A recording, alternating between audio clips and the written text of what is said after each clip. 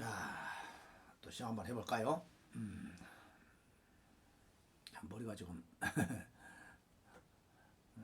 아직 덜 말라가지고 자, 보세요.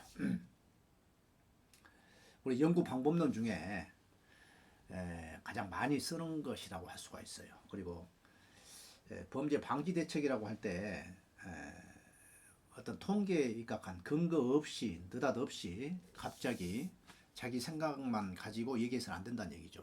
그래서 뭘 근거로 한다? 통계를 가지고 통계를 보고 근거를 합니다. 통계 분석은 이제 기본적으로 어떻게 이루어지느냐 좀 보도록 합시다. 자, 통계 분석이에요. 통계를 보는 거예요. 이 통계는 통계학이 아닙니다. 여러분들 심리학에 영향을 미친 가장 큰 영향을 미친 것은 뭐라고 그랬어요? 통계학이라고 그랬어. 그러나 여기서 얘기하는 통계는 그냥 정부의 국가의 공식적인 통계다 이렇게 보시면 돼요. 통계 자료다 이렇게 보시면 돼. 이것은 공개되어 있기 때문에 자료 획득이 쉽습니다. 여러분들 검찰청이나 경찰청 이런 데 가시면 사이트에 가시면 이게 다 공개되어 있어요. 법무부에 가도 공개되어 있고요. 그래서 지금은 이제 뭐 책으로도 많이 발간하지만 PDF로 많이 공급을 해주고 있습니다. 그걸 보면 쉽다 이 말이죠. 대량 관찰로 일반적 경향 파악에 유용하다. 대량 관찰은 뭐예요? 한꺼번에 전체를 볼 수가 있다니까. 그래서 일반적 경향. 자, 일반이란 말을 여러분들 항상 기억하시라 했어요. 특별과 일반은 상대적인 개념입니다. 일반은 모든 사람, 모든 것 이렇게 이해하시면 돼요. 모든 그러니까 일반적 보통 사람들이 갖고 있는 경향성, 범죄의 경향성을 볼 수가 있다. 그리고 범죄 분석에 있어서 가장 일반적이고 기본적인 수단이다. 뭐가? 통계 분석이. 자, 그런데 여기 문제가 있어요. 암수 범죄가 있다는 거야. 통계에 잡히지 않는 범죄를 우리는 암수 범죄라고 얘기합니다. 이게 지금 암수 범죄. 자, 전체 범죄 수에서 수사기관에 인지된 건수, 그죠? 그리고 검찰에 또 기소된 건수, 또 법원에서 유죄 건수, 집행유예 등으로 빠진 건수, 이런 것들을 우리가 암수범죄라고 그래요. 암수범죄가 존재한다 이 말은 실제로는 이렇게 자, 전체 범죄가 발생했는데 수사기관에서 경찰에서 훈방을 하거나 그냥 보내버린 거단 말이죠. 화해를 시켜가지고 그 다음에 검찰에 보냈더니 검찰에서 기소를 하지 않는 건도 생길 수가 있어요. 그리고 법원에 보냈더니 기소를 했더니 또 유죄 판결을 하지 않아서 빠진 것도 있어. 또 유죄를 또 할 때 또 집행유예 등으로 이렇게 빼준 경우도 있다 이 말이죠. 이런 것들은 물론 이게 100%뭐 암수범죄다 보기는 어려운데 형사사법 절차 과정에서 빠져나가는 것들이 있다 이 말이야. 이것은 통계에 잡히지 않을 수가 있어요. 왜? 범죄라고 하는 것은 정확히 범죄 통계라고 하는 것은 뭐예요? 범죄 통계는 국가의 공식적인 통계란 말이죠. 그래서 범죄로 유죄 판결을 받지 않으면 집행을 받지 않으면 빠져버립니다. 이 범죄 통계에 빠지게 돼 있어요. 물론 뭐 검거했다, 검거율이다 뭐 이런 거 좀 다른 성격이고요. 어쨌건 이런 암수 범죄의 문제가 존재한다는 거 중요한 얘기예요. 뒤에 가서 볼 것입니다. 그 다음에 범죄율이라는 개념을 여러분들 기억하고 계셔야 해요. 범죄율. 이것은 시험 문제에 자주 출제되고 있어요. 자, 인구 10만 명당 범죄 발생 건수입니다. 인구 10만 명당 뭐 이거 왜 그렇습니까? 이건 묻지 마라. 그냥 10만 명당 범죄 발생 건수를 우리는 범죄율이라고 그래. 세계적인 추세입니다. 이것은 똑같이 보고 있어요. 그 다음에 검거율이라는 게 있어. 검거율. 경찰에서 많이 활용되는 것이죠. 검거율. 자, 사건이 발생했습니다. 신고가 됐습니다. 그런데 한 해 동안에 범인을 검거한 사건에서 한 해 동안 인지한 사건 수를 나눠서 백분율로 계산하는 거예요. 인지한 사건이 100인데 검거한 사건이 몇 퍼센트냐 이 말이야. 100건이 있었는데 인지한 사건이 사건이 발생했다. 100개야. 그런데 90개를 검거를 했다. 그럼 뭐가 돼요? 90%의 검거율을 보인다 이 말이죠. 문제는 자, 여기 봐요. 한 해에 일어난 사건의 범인이 한참 후에 검거되는 경우도 있을 수가 있다 이 말이야. 그래서 일반적으로 생각하는 한 해의 발생한 사건 중에서 범인이 검거된 비율을 나타내는 것이 아니라는 거. 결과적으로 검거율은 100%가 넘는 경우도 자주 발생한다. 이 말은 자 2022년도에 100건의 사건이 발생을 했어. 그래서 여기서 검거를 몇 건 했다? 90건을 했어. 그럼 90%를 했죠. 23년에는 이 경찰이 말이지 우리가 좀 더 성과를 좀 높이자 해가지고 100건이 발생했는데 100건이 발생하면 여기 앞에서 발견 못한 것이 몇 건이 있어? 10건이 있죠. 그럼 110건이단 말이야. 그럼 110건을 105건을 갖다가 검거를 했어. 그럼 뭐가 돼? 퍼센트가 100%가 넘어간다는 얘기예요. 그래서 이 검거율은 100%가 넘는 경우도 자주 발생한다. 그래서 그걸 이상하게 보지 말란 얘기야. 이게 이제 범죄학에서 나온 출제된 문제예요. 그 다음에 이제 범죄 시계라는 게 있습니다. 일반인들의 범죄 경보 기능이에요. 뉴욕에 가면 한복판에 이렇게 범죄 시계가 있어. 시계가 있어가지고 12시라고 하면 지금 막 55분에서 00시 사이에 왔다 갔다 해 이게. 뭘 의미하냐면 이걸 보고 당신 앞에 범죄가 지금 다가왔습니다. 조심하세요. 이걸 알려주는 거란 말이야. 경고 기능이에요. 경보 기능이란 얘기예요. 이것은 인구율을 반영하지 않는다는 것. 시간을 고정적인 비교 단위로 사용하고 있어서 가치는 크지 않아요. 이제 범죄 시계에는 어떻다? 인구 중감률을 반영하지 않는다. 범죄율은 뭐예요? 범죄율 100%로 했다는 얘기예요. 검거율 이렇게 구분해서 보셔야 합니다. 범죄 시계는 큰 의미는 없다. 그러나 범죄 경고 기능을 담고 있다. 이렇게.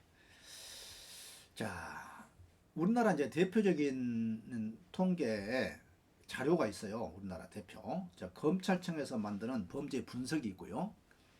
경찰청에서 만든 범죄 통계가 있습니다. 매년 발간이 됩니다. 성격이 좀 달라. 검찰청은 경찰청의 범죄 통계에다가 이걸 가지고 옵니다. 에다가 다시 검찰이 인지한 사건. 그러죠? 우리 이제 고소를 할 때 경찰에만 하는 거 아니단 말이죠. 검찰도 뭘 해요? 인지권을 갖고 있어. 인지권을. 수사권을 가지고 있다는 얘기야. 그래서 검찰에서 인지한 사건은 사실은 경찰에서는 모를 수가 있다 이 말이야. 그래서 그것을 더한 것이다. 또 여기다가 특상형이라고 했어요. 특별사법경찰관들로부터 올라오는 사건들이 있어. 이건 경찰로 안 갑니다. 예를 들면 우리 이제 교정호 같은 경우는 교도소에 특상형이 있습니다. 특별사법경찰관이 있다는 얘기예요. 또 여러분들 산행하잖아요. 그러면 산림청에 특상형이 또 있어요. 배를 타고 다니잖아. 그러면 선장이 이 특상형 역할을 해. 그래서 거기서 발생하는 그 지역에서 교도소 내에서 발생하는 사건 사고들은 여기 특별사법경찰관이 처리를 합니다. 원칙적으로 그래. 그렇다고 해서 경찰이 관여할 수 없느냐? 이건 아닙니다.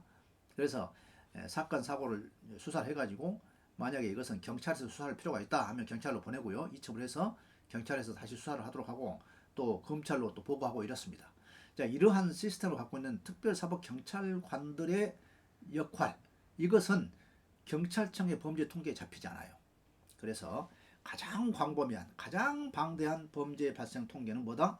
검찰청의 범죄 분석이다. 이렇게 기억하시라는 얘기입니다. 자, 그 다음에 경찰청의 범죄 통계는 각 지역 경찰서에서 입력한 범죄 발생 상황을 집계한 정형적인 발생 통계입니다. 처리 통계가 아니라는 얘기예요. 결과 통계가 아니야. 자, 경찰청의 통계는 검찰 인지사건이 누락됐죠. 실제 전체 범죄 발생 건수보다 건수가 약간 부족하다. 하지만 검찰청의 통계에 비해서 형사사법기관을 거치면서 범죄 현상이 왜곡되는 것이 덜하다. 이해가 되죠? 경찰에서 빠진 거. 자, 검찰청의 검찰청 통계는 뭘까요? 어쨌거나 경찰에서 올라온 거잖아요. 그래서 형사사법기관에 거치면서 범죄 현상이 왜곡되는 것 덜하다. 하여튼 발생한 것은 다 잡아놓는다 이 말이죠. 이렇게. 자, 유용성입니다. 자료 획득이 용이하다고 해서 범죄 현상의 양적, 질적인 것이 아니야. 그 범죄가 어떻게 발생했지? 그 범죄가 얼마나 가혹했지, 잔혹했지? 이런 거 보지 않는다는 얘기야. 그냥 양적이에요, 양적. 몇 건이 발생했어? 이렇게. 또 외형적, 일반적 경향 파악이 유용하다. 자, 통계표는 통상 1년 단위로 작성되기 때문에 계절적, 시간적 상황 등 일정 기간의 범죄 발생 동향 및 특성을 파악하는 데 유용하다. 그죠? 그런데 일정 시점에 범죄 발생 동향 파악에도 도움이 된다? 이건 아니야. 시간까지 보진 않아. 시간까지는. 자, 한계로 봅시다. 암수 범죄가 있다고 그랬어. 이 통계에는 드러나지 않는 범죄가 있어. 여성들이 특히나 수치심이 일어나는 어떤 성범죄나 이런 경우는 많은 경우 신고를 하지 않는 경우가 의외로 많습니다. 그런 것들은 범죄가 있었지만 드러나지 않는 범죄, 암수 범죄다 이 말이죠. 또 경찰 단계에서 재량행위, 경찰들이 웬만하면 또 이 접수를 안 받으려고 하는 경향들이 있어요. 없잖아 있어. 왜? 업무의 과정 때문에 웬만하면 화해하고 좀 이렇게 했으면 좋겠다 이런 뜻을 비치는 경우가 의외로 많아. 어쨌건 경찰 단계에서 재량행위로 왜곡되고 축소되는 경향이 있다. 범죄의 구체적 상황, 범죄자의 개인적 특성, 이런 질적 파악에는 한계가 있다. 당연하죠. 그리고 범죄의 인과관계, 원인과 결과관계. 아니 살인사건이 발생하면 원인이 뭐지? 그래서 결과가 어떻게 나타나서 결과는 있는데 원인을 모른단 말이야. 이 관계를 해명하기가 어렵다. 자, 수사기관의 독자적인 목적에 의한 통계로 연구자료서의 한계가 있다. 뭐예요? 연구자는 좀 더 깊이 알고 싶어. 다른 내용을 알고 싶은데 이미 드러난 수사기관에서 자기들 목적으로 범죄 방지 대책을 목적으로 만들어 놓은 것이기 때문에 범죄가 이렇게 올라갔습니다. 이것을 작년보다 이번에 줄였습니다. 우리의 역할이 이렇게 컸습니다. 자랑하기 위해서 만들어 놓은 거란 얘기야. 그렇기 때문에 연구자 입장에서 봐서는 한계가 있다. 두 변수 사이의 2차적 관계 수준의 연구를 넘어서기 어렵다. 자, 2차적 변수란 말이 있죠. 변수. 자, 여러분들 성별, 나이 있죠. 우선 이것만 놓고 봅시다. 성별, 나이. 그러면 살인사건, 강도사건, 사건들이 있어. 그러면 성별로 살인이 얼마나 많았느냐. 이게 두 가지 정도야. 나이. 이렇게 2차적 두 변수 사이에 이렇게 범죄와 이렇게 성별과 나이와 범죄와 이 사이에 2차적 관계. 겨우 그냥 하나 정도. 남자가 살인이 많네. 강도는 여자가 많네. 남자가 많네. 그런데 무슨 범죄일까? 사기 범죄를 보니까 여성들이 많이 늘어났네. 이런 추세를 볼 수가 있다는 얘기야. 이 정도. 두 변수 사이에 2차적 관계 수준을 연구를 벗어나기 어렵다. 왜? 다양한 다별량이라고 하는데 다변수, 다양한 변수를 비교 분석하기는 어려워요. 보면 이제 여기 뭡니까? 통계 자료를 보면 연도 보통 10년치를 하거든요. 10년치를 가지고 성별, 나이, 학력 뭐 이런 걸로 해서 쫙 이제 나열을 해놨어. 그걸 보는 거예요. 그러니까 양쪽에 하나밖에 못 봐. 이게 두 변수 간의 관계만 확인이 가능해. 이 정도로. 자, 이 정도로 보시고요. 이거 지금 하나하나 다 중요합니다. 여러분들이 이 연구 방법론은 빠뜨리면 안 돼. 시험 문제에 반드시 출제가 되고 있고 또 출제가 될 때도 갈수록 깊어지고 있어요.